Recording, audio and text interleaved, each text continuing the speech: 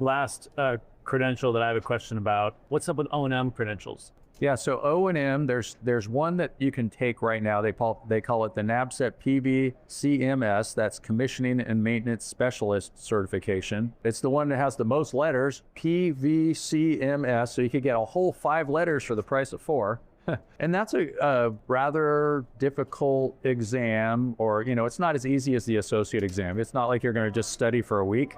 It's kind of up there with the difficulty level of like the PVIP. And commissioning and maintenance, or O&M, all that stuff is becoming more and more important. If we look back in time, if we go back 10 years ago, most of the solar installed was just in the last 5 years. And now we're getting to a point where there's enough old solar out there to make it worthwhile for people to like focus their careers on keeping PV systems going and repowering PV systems and testing PV systems and finding the ground faults and all that kind of stuff. So it's getting a lot more popular. And then there's another one that I think is going to be announced anytime.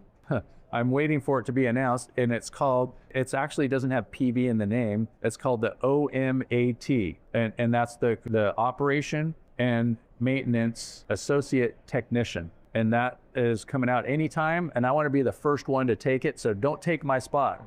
And I have a feeling by the time you're watching this video, I will have already taken that test. The Operation and Maintenance Associate Technician, or maybe we'll just call it the OMAT. OMAT. Mm-hmm. Yep. Mm-hmm. Thanks a lot.